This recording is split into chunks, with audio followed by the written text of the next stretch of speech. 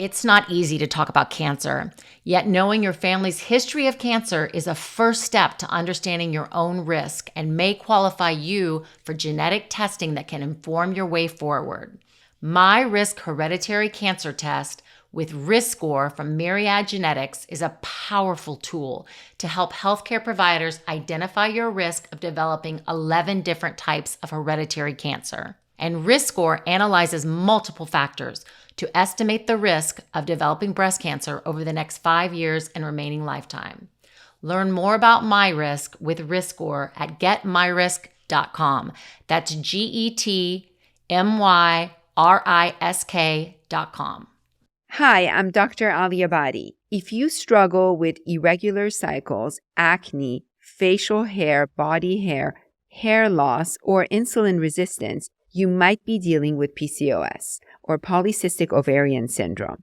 Having dedicated my life to helping women with PCOS, I understand the challenges in getting an accurate diagnosis and the right care. That's why I created OV. OV is designed to help you take control of your health with clinically proven, validated ingredients in a simple, once-a-day solution.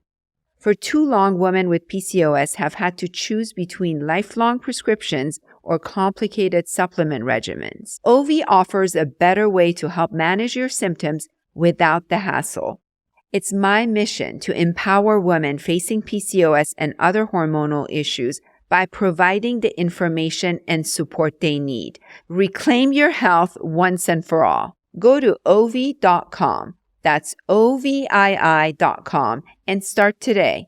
Hi, I'm Mary Alice Haney. And I'm Dr. Thais Aliabadi. Today, we're so excited to welcome New York Times bestselling author, Chief Medical Advisor of Alloy Women's Health, and nationally known menopause expert, Dr. Sharon Malone, to the podcast. Dr. Malone was honored by Forbes 50 over 50 for outstanding advocacy in women's health. She shared her insights on menopause, her best friend, Michelle Obama. It's an incredible episode. And then at the end, we have a menopause download with Dr. A, where she talks about all the symptoms of menopause and what you can do about it. Don't miss today's episode.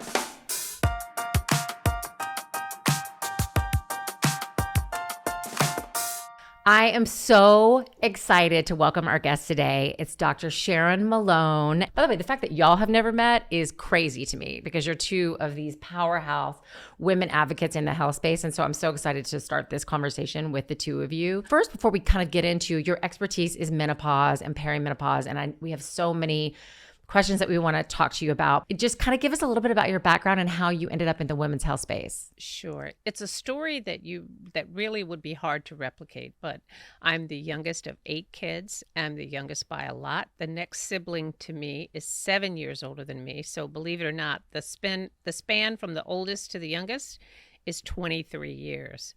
So, when unfortunately my mother passed away when I was 12, my oldest sister, who was 17 years older than me, ended up raising me. So I left Mobile and went to Atlanta, Georgia. And from that point on, my life has been a hopscotch of, here, there, most of it's been in the South. But yes, I would say it's been a rather circuitous route to get to women's health. Can we kind of deep dive, and we'll start with you, like just to explain the difference between peri and menopause? Okay. I think everybody sort of has a general idea of what menopause is. And menopause is that time at which a woman has had her last menstrual period, and it's confirmed by not having had another period for 12 months afterwards. So that's menopause. And that happens on average about 51 and a half for women to have had their last menstrual period. The part that gets a little murky is this perimenopause that a lot of women weren't even aware of the fact that it happened. And that happens anywhere from 4 to 10 years prior to your last menstrual period. So for most women, it's happening some in their late 30s, but for most women, it starts, you start this transition somewhere in your early to mid 40s. And that is where I think a lot of women are sort of caught unawares because you can have all the symptoms that we normally associate with menopause, even when you're having regular periods in the perimenopausal phase. So the things that we talk about, like hot flashes, mood swings, night sweats, vaginal dryness, the list goes on, all of those things can happen well in advance of when you think menopause is supposed to start. And, it causes a lot of consternation because we're not prepared for it. And women don't know what to do. What do I do with this, unexplained weight gain? Or why am I in a rage at work today?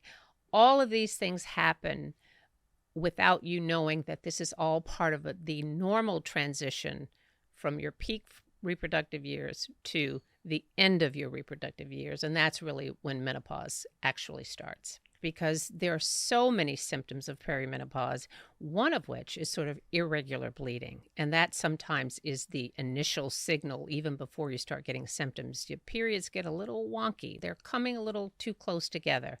Now, whether or not we would use a low-dose birth control pill, or whether or not we would use the same type of hormones that we use for menopausal hormone therapy would depend on, one, what's happening with your cycles, because if you've got irregular, very heavy, out of control periods, then menopausal hormone therapy is not going to control that. The other reason why we might choose a low-dose birth control pill is whether or not you need birth control. Because remember, in that perimenopausal phase, even though your fertility is decreased, it's certainly not at 42 what it was at 32, you are still fertile. So depending upon what's going on with your cycles or whether or not you have the need for contraception, those are two of the main reasons why we would choose birth control pills over menopausal hormone therapy. But the one thing that I want all people to understand is that we treat you when you're symptomatic. We're not waiting for any particular milestone or marker, because I think a lot of women think, oh, well, I haven't suffered enough, or my symptoms aren't bad enough. And that should not be the standard that we use. We treat when the symptoms are bothersome for you. And, as I said, depending upon what your needs are, we would choose either hormone therapy or low-dose birth control pills. That's such a good explanation. The way I describe it to my patients, I describe it as premenopause and perimenopause. And I tell them premenopause, just like Dr. Malone was saying, can start 7 to 10 years before menopause, right? You're young, you need birth control, you're sexually active.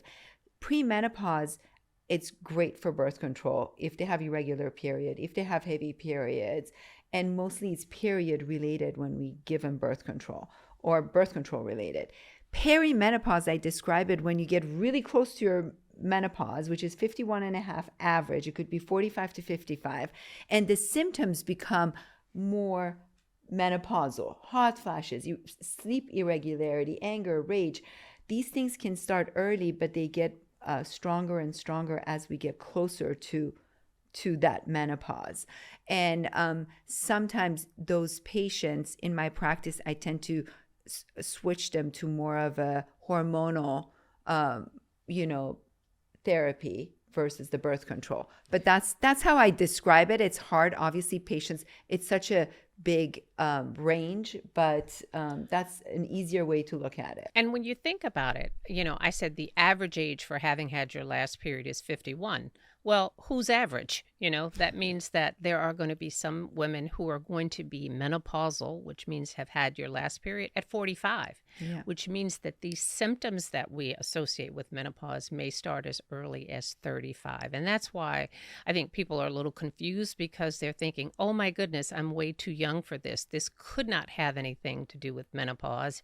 And unfortunately, not only do women think that, but a lot of doctors think that as well, and not understanding that the constellation of symptoms that we associate with perimenopause and menopause start way earlier than people expect. I always say I'm a living example of the fact that your fertility is not gone when you're in perimenopause, because I am said perimenopausal baby. I'm sure my mother was expecting menopause and she got me instead. So I was born, she was almost 45 years old. That's why my older siblings are 23 years older. So that's why I caution Women, there's this notion that, oh, well, I'm sure I can't get pregnant. And I'm like, are you though? I'm Are not so you? sure about that. So what's so interesting is, I have there's 4 girls in my family. We're in perimenopause. So we're exactly in this stage that you're talking. We all still get our periods, but very different. All 4 of us are on different sets of hormones, but I take the patch and then, progesterone. So it's just, you have 4 sisters that are all perimenopause and who are all on different forms of hormones. I think that that's really interesting. It's kind of, I mean, it has to be provider specific too. The way I treat my patients might be different than the way Dr. Malone does. And menopause, like I said, the range of symptoms are so different. We treat symptoms when patients show up. I had a patient, Dr. Malone, yesterday. She's 44. She comes in with all the symptoms: hot flashes, night sweats, vaginal dryness, painful sex, anxiety, depression. For a second opinion, because her doctor said, you're a few years away from menopause. These are not menopausal symptoms. You're anxious. Oh. And that's what women hear when they go to the doctor. And it's so sad. We don't talk about menopause. We don't complain about it. It's something we suffer by ourselves at home. Most women don't even tell their husbands that sex hurts. I have patients who come and tell me, but I don't want to tell him because I don't want him to think that I'm not good enough. Mm-hmm. So they pretend. So this has to change. And that's why it's so good to have these podcasts to talk about it, to make sure women understand this is normal. We all go through it. We can help those symptoms. We just Right. you have to recognize it yourself and be your own health advocate. Right. And I think that when you are making the decision, the big Rubicon that you cross is, I think, for women who are in this transition and beyond, is whether or not you have made the decision that you need relief. Once you've made the decision that you need relief, then it's a matter of, this is where we help you make whatever decision that's right for you. I told you why you would use birth control pills versus menopausal hormone therapy, but essentially they're the same class of medications. What you're using to treat the symptoms, you're using estrogen and you are using a progestin. That's whether you're using birth control pills or whether you're using, a patch, a pill, a ring, even after you're menopausal. And so I don't want you to think of them as 2 separate things.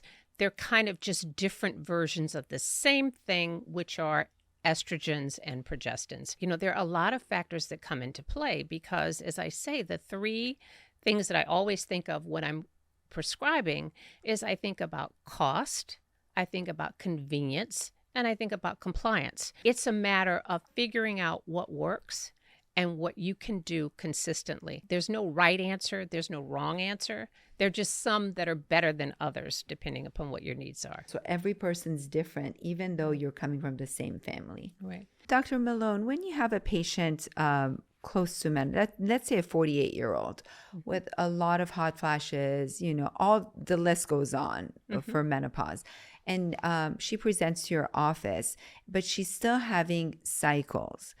Can you explain, because this is a common question I get from pharmacists, from people at parties, and they want to know, how do you do hormone replacement for these patients while they're having their cycles? Yes.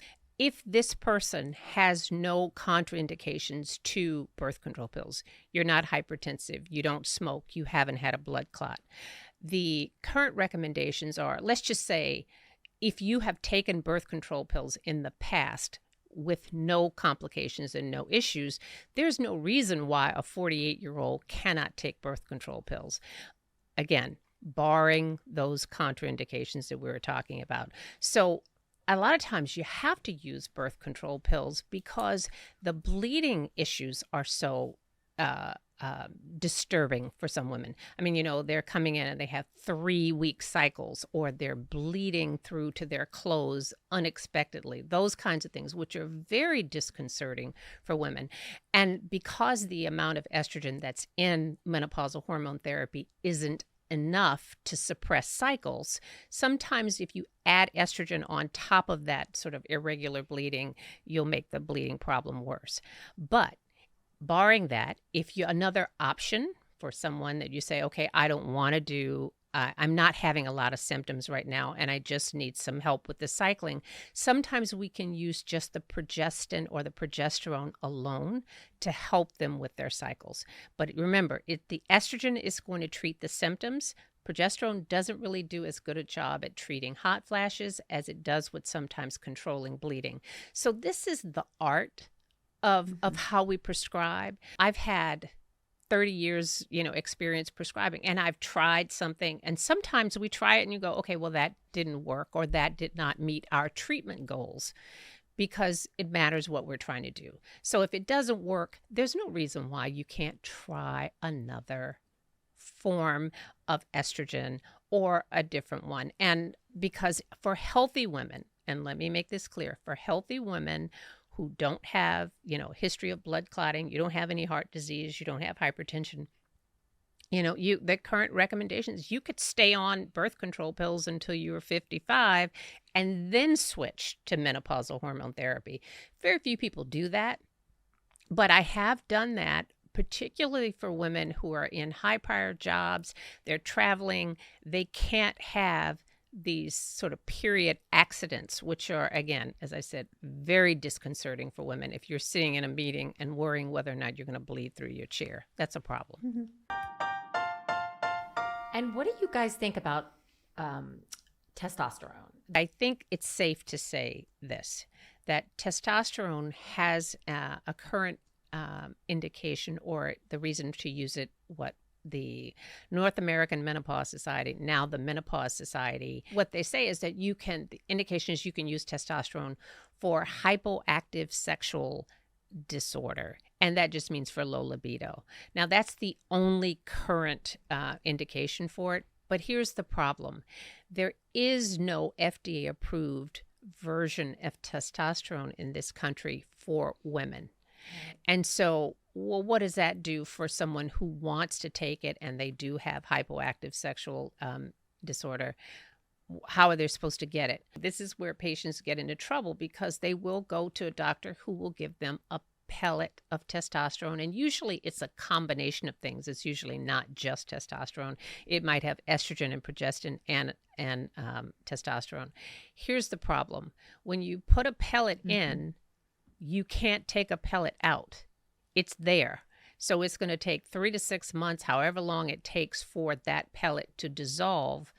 You have no ability to reverse whatever the ill effects are. That's why we don't recommend that people use pellets. Now, there are people who use them and they swear by them. But remember, a pellet and a formulation that is compounded, which means that this is something that a pharmacy actually makes for you, and then some doctors actually make them in their office and they sell them. I baked a cake today, and usually I would say 99 times out of 100, my cakes are perfect. They're exactly what I put in there. But anytime you're mixing things, mistakes can be made. You might have too much of one, too little of the other, and you have no ability to reverse it. So with things like the creams or the tinctures or some of the gels, what we can do is say, well, if we find that your testosterone level is too high, because you should be monitored at least 3 months afterwards to make sure that you're staying within the physiologic range for women. If it's not, guess what? If you find that you're getting acne or you're getting hair growth, stop using it. It's easy. It doesn't last forever. And that's not the case with the pellets, because we don't have a dose that is manufactured for women. There's a dose that's available for men, but women need only about 1/10 of the amount of the male dose. And how do you titrate that? How are you trying to figure it out? It's just fraught with difficulty. And this is one of the few instances where I say a compounded testosterone is probably preferable to using the FDA-approved version for men, because it's just hard to dose. How do you have 1/10 of a pump or 1/10 of a patch? Can you use the cream for your vagina for dryness to fight the dryness on your face, or has the one you guys created, is it very specific for the face? Well, can you use the vaginal one on your face? yes, you can, and people have used it.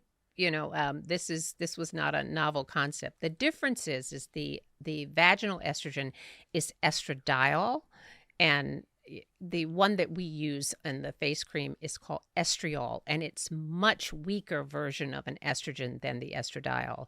And the reason why, we would say this is, again, a compounded product. The reason why we use it is that the base that the estrogen is in, remember, the active ingredient is the estrogen, not whatever the cream is that it's in. The vaginal one is formulated for your vagina, and that's a different sort of tissue. I mean, that's mucosa. That is it's different than what's on your face. So we sort of created a formulation that has a base that is more easily and readily absorbed on skin and not just inside the vagina. So, and I think a little bit of history is important to know here, that estriol, we didn't make this up. It used to be in products, I would say starting in about the 50s, 60s. I mean, we've had a lot of estriol face cream products, but the problem is that once it got regulated and as a drug, not as a cosmetic, then they had to take it out. We did our own data with Alloy just to see, if you're already taking systemic hormones, can I use the estriol? And what we did was we actually looked to see, does the estriol that we give you in the face cream, is it systemically absorbed, which means does it show up in the bloodstream? And it basically behaves just like the vaginal estrogens do. It stays where you put it. So that's why you can put it on your face, you can put it on the back of your hands, around your eyes, places where skin is thinning, and you don't have to worry about, oh my goodness, I'm overdosing on my estrogen here, because the systemic absorption, even at 3 times the amount that we recommend that you use on a daily basis for our face cream, is not systemically absorbed. And we just recently did a randomized, placebo-controlled, double-blind study on that to prove that point. Because, one thing that I think is very important to me, being the medical advisor for Alloy, is that I was a doctor for 30 years before I joined Alloy, and I want the same standard of care for patients who are coming to us through telehealth that I would use in the same caution as if that patient were seeing me in the office. One of the things with menopause and perimenopause that nobody told me was the skin. I used to be able to run around, no makeup on, then all of a sudden I've got rosacea, my skin is thinning. Yeah. I've gone to 3 different dermatologists to try to figure out the drying and the redness and the rosacea.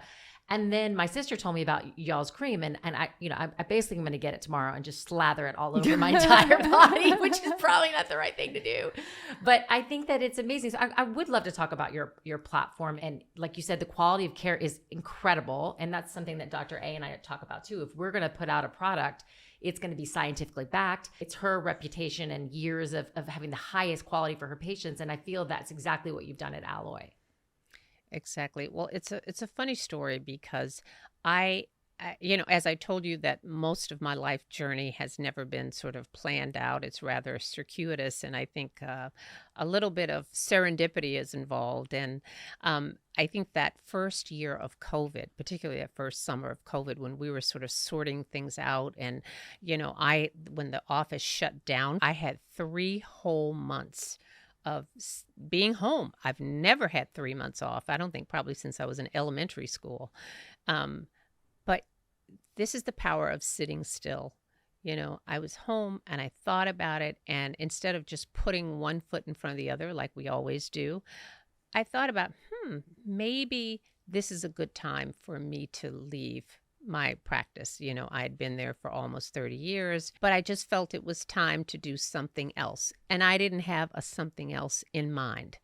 4 years ago, Ann Fullenwider and Monica Mullenauer, who were the founders, or the 2 co-CEOs of Alloy Women's Health, were just at that point of thinking about, through their own perimenopause and menopausal journeys. And Monica has a very interesting story. about how the trouble that she had trying to find a doctor who would prescribe for her. And she's a BRCA1, a BRCA1, BRCA2, which is had the gene that puts her at higher risk for breast cancer. And she opted to have her ovaries out at 40 and then went on this journey 5-6 years of trying to find a doctor who would prescribe for her. And I think it was through that journey that they said, you know what, if we can't find this, and we live in New York City and we are well resourced and we have good, insurance, then what must other women be doing? And that was how the idea of Alloy was born, of doing a telehealth company, because, let's face it, yes, wouldn't it be great if everybody had an up-to-date, compassionate doctor who knew how to prescribe for them? Yes, that would be ideal. But we know that the reality is far, far from that. And so many women are suffering and not knowing what's going on and actually going to their doctors and getting turned away. So they came up with this great idea. I can't say that it was mine. It was their great idea about doing a telehealth company.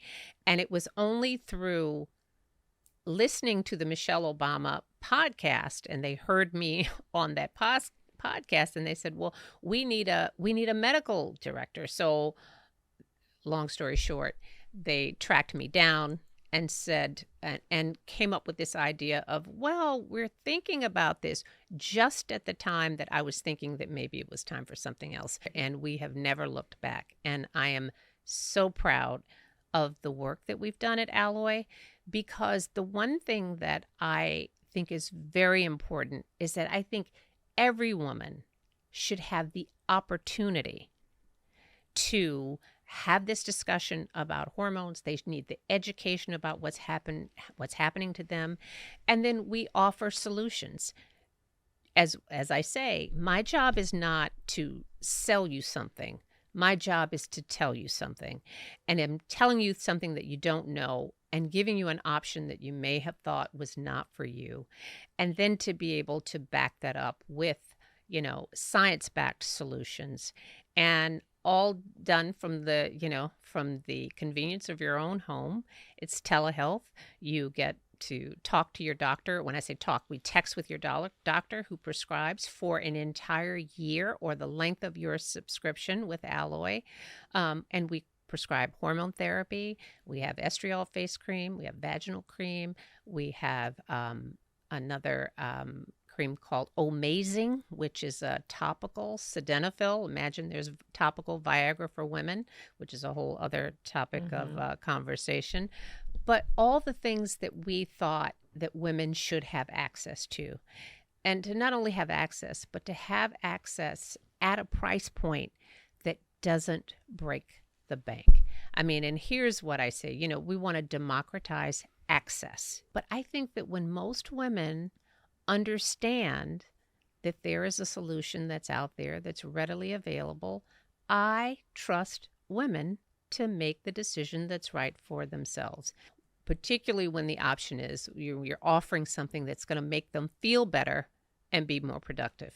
And you've talked a lot about, again, with Michelle Obama, several times, just about the inequality of healthcare in women, especially women of color, and during menopause, how sometimes the symptoms for women of color go a lot longer and a lot more severe. Can you talk a little bit about that as well? Yes. This is sort of contrary to what we were taught in medical school, because the thought was Black women way more, so they have more adipose or fat tissue, and you get to make some estrogen in that fat tissue, and so they're not offered, because that's the mindset I think that most doctors come to. Now, there's another study that happened 22 years ago that also discouraged a lot of women from taking hormone therapy. But when they finally did a longitudinal study of women, and they followed them from premenopause to perimenopause and menopause, is called the SWAN study, which is the study of women across the nation. Very diverse group of patients were enrolled, and they just looked to see, okay, what does menopause and perimenopause look like, and by different ethnic groups. And what they found from that is that Black women tend to have menopausal symptoms earlier, they're more severe, and they last longer. Well, if that is true, then you remember I told you that most doctors think that, oh no, why are we offering this?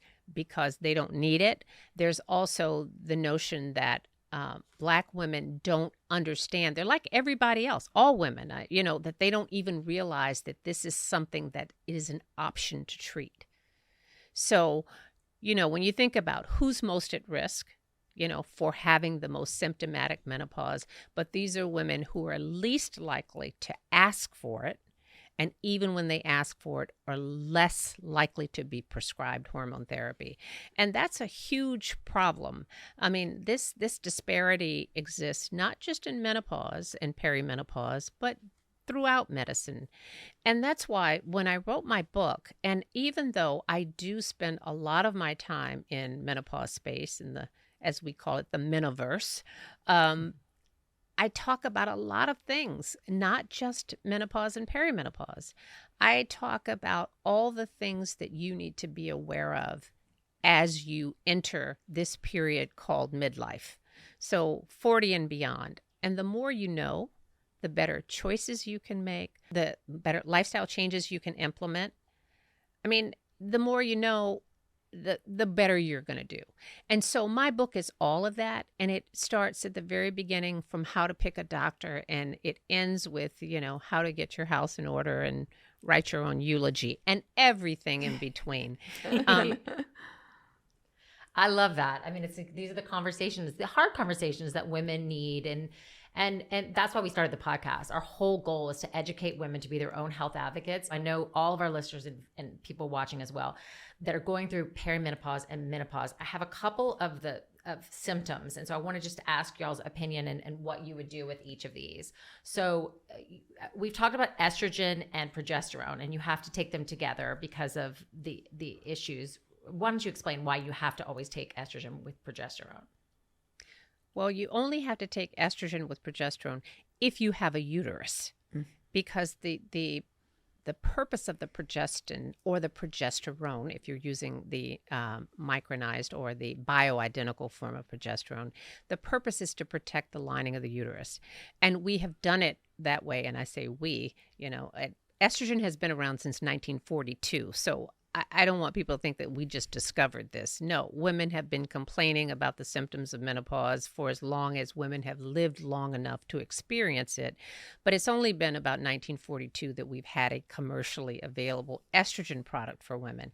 And when they first started prescribing, that's what they prescribed, just estrogen. And then over time, we realized that it was a higher incidence of uterine cancer in women who took estrogen alone with a uterus. Now, for women who've had hysterectomies, don't need to take the progesterone, because really the active ingredient that will treat most of the symptoms that you have in menopause is the estrogen component. So think of it this way. You have a uterus, you need to take a progestin. No uterus, no progestin. You can just take estrogen by itself. Is there any downside in taking progesterone? Because it actually makes me sleep. That was one of my problems with my symptoms, was sleep. I had all of a sudden I can't sleep. And when I started taking the progesterone, it was almost like a little sleeping pill every single night. Is there any downside from taking progesterone? No, I don't think there's a downside, but if it helps you sleep, it helps you sleep. There's absolutely nothing wrong with that. So that's why I said, just knowing what the actual reasons why someone should not take hormones and I hate to even say should not, because I think that there is this concept called informed consent, and I can't think of another medication that we spend this much time discussing the risks and benefits. And I think that the one thing that we found from this study that really turned women off to hormones, the Women's Health Initiative, was that timing matters when you take hormone therapy. The earlier you take it, the more benefit. The earlier you take it, the less risks. So That think of it that way. If you're going to take hormone therapy or you're entertaining the possibility, there's no merit in waiting and suffering for 5 or 6 years and then starting it. Take it when you're symptomatic and just understand that, feeling better in and of itself has positive health benefits, because we spend a lot of times, I think, either laughing or making light of hot flashes that women, 80% of women will experience. And we now know that hot flashes are an independent risk factor for cardiovascular disease. The more hot flashes you have, the more sleep disruption you have, the more fatigue you have the next day, the less likely you are to exercise, the more likely you are to overeat or overdrink, or all the things that we do to make ourselves feel better. So this is why I'm saying, if there's a message, just understand this. We all agree, all the societies, the medical societies, endocrine society, OBGYN, everybody agrees, if you are symptomatic, there is nothing more effective to treat the symptoms than hormone therapy. Would you let someone stay on hormone therapy until the day they die? Absolutely. Okay. I mean, unless you develop one of the symptoms, one of the contraindications, and what would that be? A heart attack or stroke, or if you've had breast cancer, or if you have active liver disease, or develop undiagnosed bleeding. Those are the only hard stops. But the notion that you can only take the smallest amount for the least amount of time, there was no science behind that. It was the compromise between, estrogen is terrible, no one should take it, and, but a lot of people really need it. And so the compromise, we'll just take a little bit for a short amount of time. No science on that. And now that's one of the recommendations that's actually been walked back. There's no time limit. As long as you're healthy, you feel good, you have no problems, you can take for as long as you like.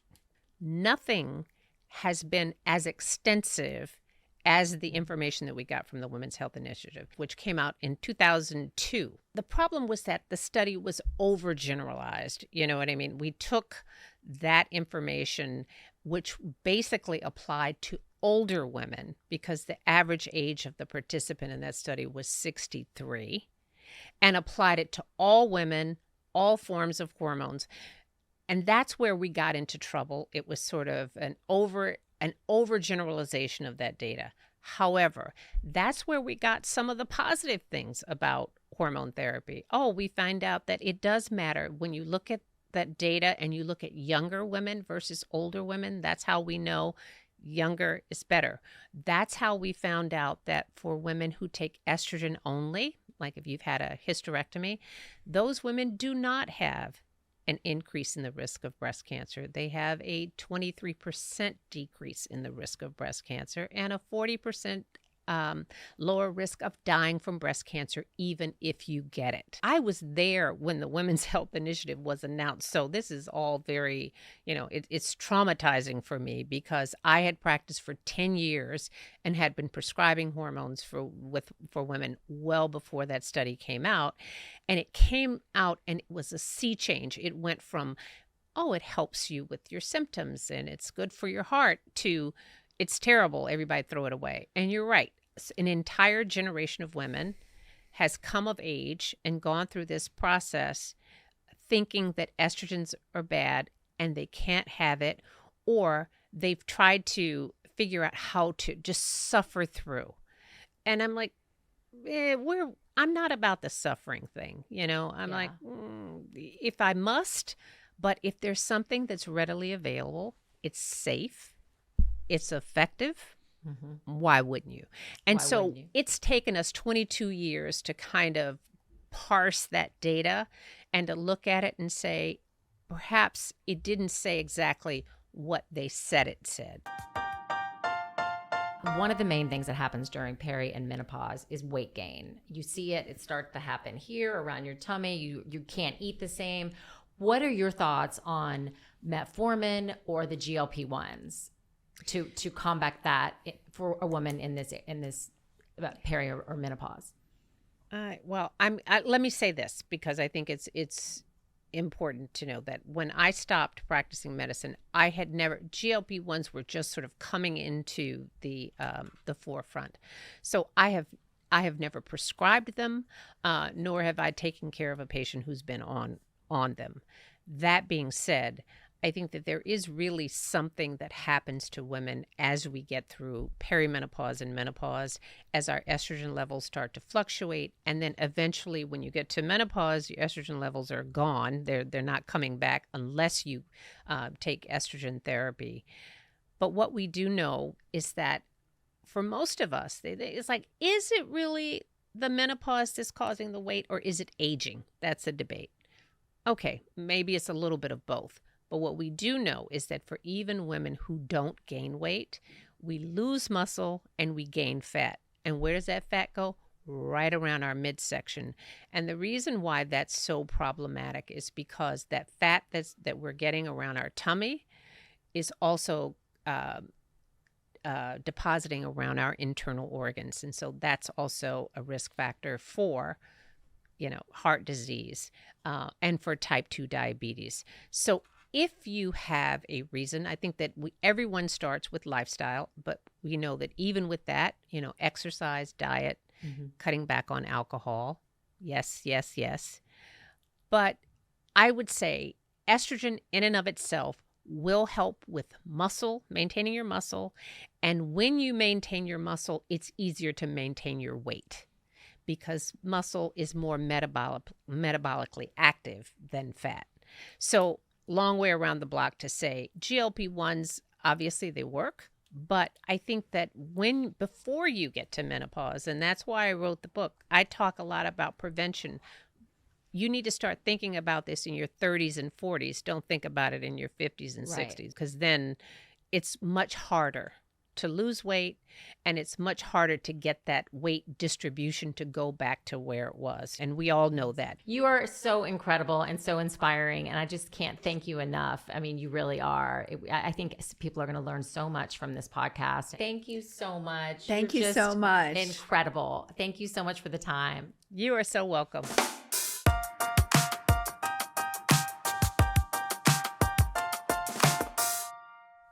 So we just had Dr. Sharon Malone, and she's such a lady, first of all, such an elegant, gorgeous, amazing lady. And she started Alloy Telehealth for women going through menopause and perimenopause. And I just have to say, I can't believe that it's taken us this long to have experts like Sharon be able to really talk about it and give women, everywhere the kind of care and education that they need. I think partly it's because as women, we don't share our symptoms. We're ashamed of it. And it's time to just talk about it because we have solutions for it. What I want to do at the end of this episode, because I like our listeners to leave the podcast with some knowledge of what they can do and what their options are. So I just want to summarize what we talked about. Great. Okay. So average age of menopause is 51 and a half. About 10 years before menopause, we go through premenopause. As we get closer to menopause, we call it perimenopause. It's all the time before we get to that menopausal age. The range could be 45 to 55, average being 51 and a half. Every woman experiences different symptoms. I'm going to go through some of the common symptoms, and I'm going to say how we treat them. Right. First of all, one of the most common symptoms are hot flashes, right? It could be hot flashes. It could be night sweats. Some women don't mind it. Some women have it a couple of times a day. It doesn't bother them. Other women have it all day long. They go to the hairdresser. They get their hair done. They come out. Their hair is wet. So we treat patients based on their symptoms.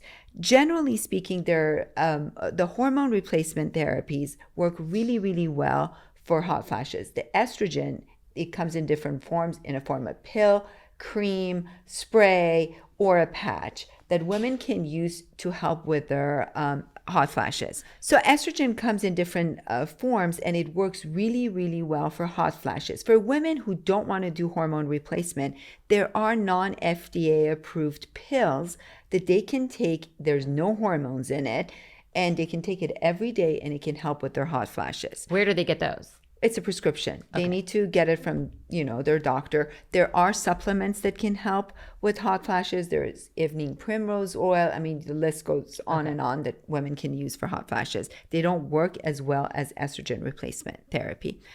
The second symptom is weight. We talked about it. Weight gain is a big issue. I always say if you want to maintain your weight after menopause, you need to exercise twice, eat half the portions just to maintain it. So it does become a challenge. I absolutely agree with women using GLP-1s if they get stuck at a certain weight and they can't lose it. If they have 15, 20 pounds, they're exercising, they're eating healthy and they can't lose it, there's nothing wrong with using these GLP-1s.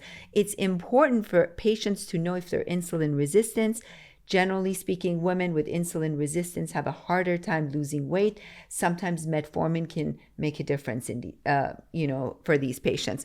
So there are tests they can take. They can check their hemoglobin A1C. If they have family history of diabetes, weight gain, overweight family members, if they had gestational diabetes, if they were overweight, they probably have insulin resistance. So they might benefit from these medications as they go through menopause. Next is sleep. There are a lot of sleep disturbances. Some women get more anxious and they can't sleep. Others, they just can't sleep because they have so many night sweats and they wake up from it. If it's a night sweat, we already talked about. Going back to night sweats, magnesium is also a great supplement that helps at night with hot flashes. There's the magnesium threonate that women can take even up to 300 milligram at night, which helps them sleep better and sometimes helps with the symptoms of hot flashes.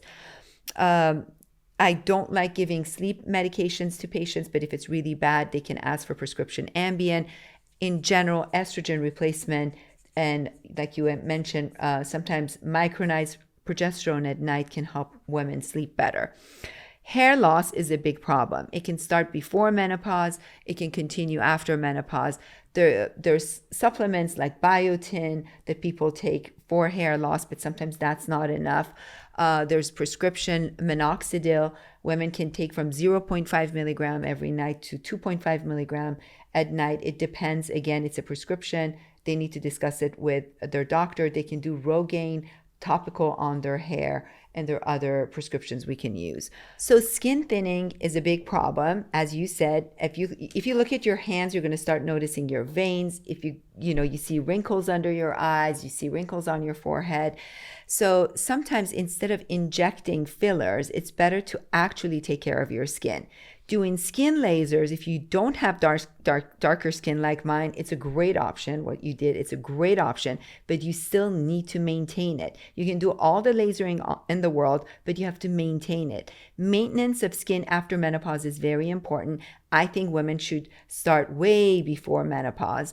And the best combination is retin-A or retinol at night, at bedtime after you wash your face. You can use prescription strength, and you can go to your dermatologist, they give it to you, and in the morning wash your face and use vitamin C. So the combination of retin-A at night and vitamin C in the morning, there's nothing like it. Now if you want to add estriol to it, great. There are some studies that say it can probably help with collagen formation, bring moisture to your skin, but nothing works better than a combination of retinol and vitamin C. Bone loss. The biggest loss of bone happens the first 5 years of menopause. So as you're menopausal, you have to be very careful about your bones. Overweight women tend to have better bones.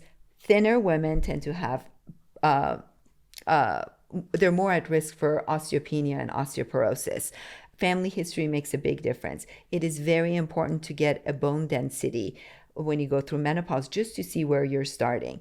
And it's very important, she mentioned it, but it's very important to start exercising. When you exercise all your life, you build bone. So when you start losing it at menopause, you still stay in that normal range and you don't drop into osteopenia or osteoporosis. Foggy brain. Ugh. That is the biggest one, in my opinion. And sometimes you're crazy. You're like, I'm crazy. And you're worried that you're going through Alzheimer's. I mean, that you're going to get Alzheimer's or your dementia. I mean, literally, that's what I think. I'm like, and my kids now use it to my detriment. They'll say, Mom, I told you that. And I'm like, did he tell me that? That's my husband 100 times a day.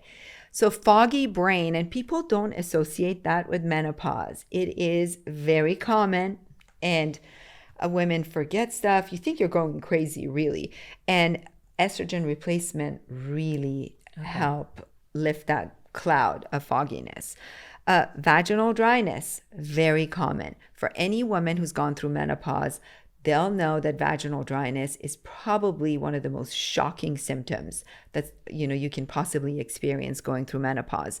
Vaginal dryness can start years before menopause. You can be in your 40s and have vaginal dryness because that estrogen is starting to drop, and there's nothing wrong with using vaginal estrogen even before you go through menopause.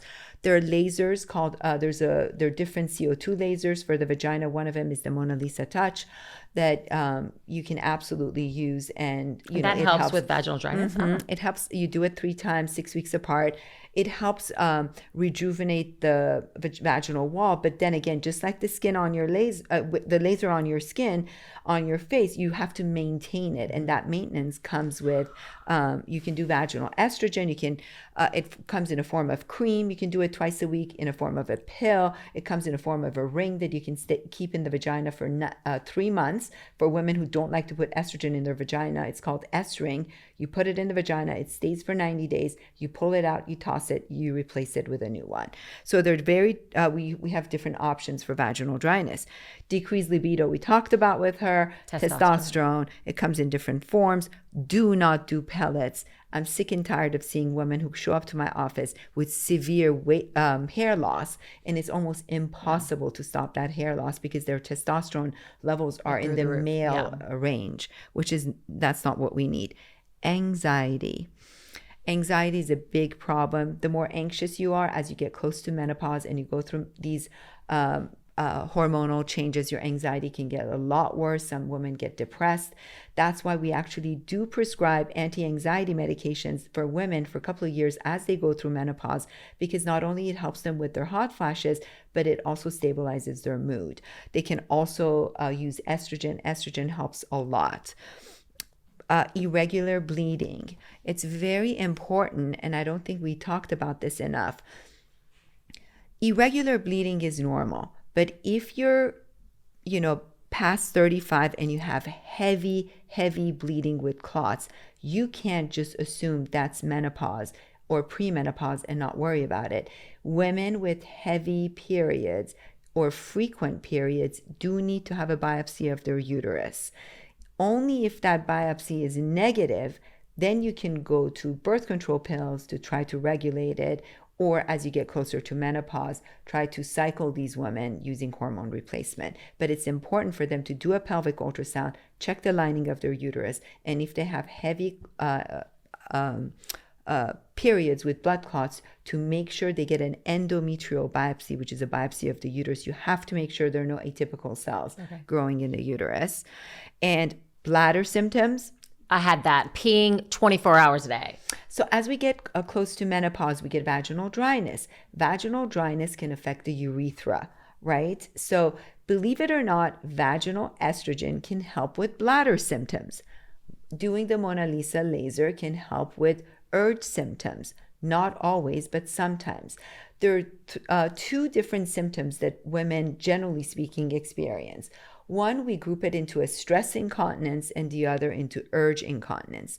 Women with stress incontinence usually are women who've had multiple vaginal births, they have vaginal dryness, they have laxity, and with coughing or exertion or heavy lifting or jumping or sneezing, they lose urine. These women, they can do Kegel exercises to straighten the pelvic floor. However, sometimes in severe cases, they're going to need to have surgery to fix that stress incontinence. For the other group of women with urge incontinence, these are women who have urgency. So when they, they get the message that they need to go pee, as they walk closer and closer to the bathroom, they have to go, that's me, that one's me. That's you. But I don't have vaginal dryness. Can I still take vaginal estrogen?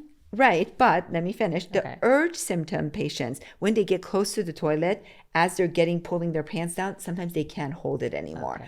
That's urgency. These patients get frequency of urination. They might have to wake up a few times in the middle of the night to pee without doing any heavy lifting. Urge symptoms, you can start by cutting out caffeine, because as we get closer to menopause, caffeine basically irritates our bladder and makes it contract. So if you're having more than 1 cup of coffee or tea or caffeinated drink per day, you need to reduce that. It's very important. Timed urination is very important. Every 3 hours, try to go and urinate. If that doesn't work, you can, if there's an issue of vaginal dryness, you want to treat it. But if you do all of that and you're still having urgency and you're still waking up to pee, then there are medications, prescription medications that patients can take that can completely calm their bladder. They do have side effects of headache or dry mouth, but it does make a huge difference and it works pretty quickly. What else? What about migraines that you get around your period? Right. So migraine headaches are common. Headaches are common as women go through menopause. Sometimes hormone replacement can help it.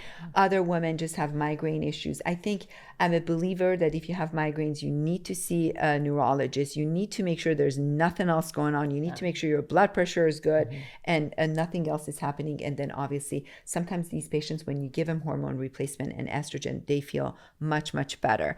But to summarize, as women go through menopause and they experience these symptoms, so you see how different symptoms have different treatments. You can't just give an estrogen patch for someone with urge incontinence or hair loss. So I want people to know that we treat the symptoms of menopause. We just don't throw estrogen at them. For women with family history of dementia, we learned about this in our previous podcast.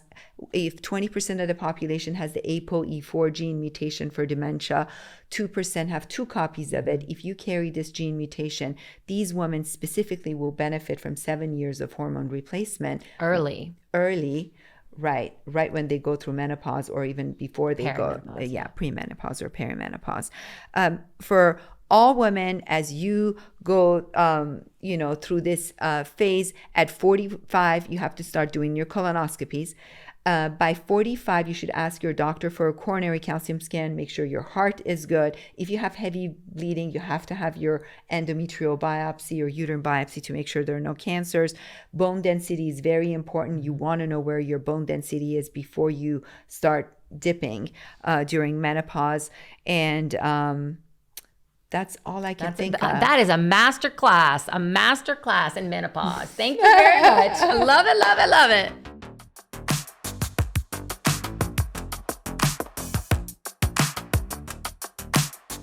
Thanks so much for joining us today on SheMD. If you want to own your own health, a good place to start is by following us on social media at SheMD Podcast and by subscribing to our show on YouTube or wherever you get your podcasts.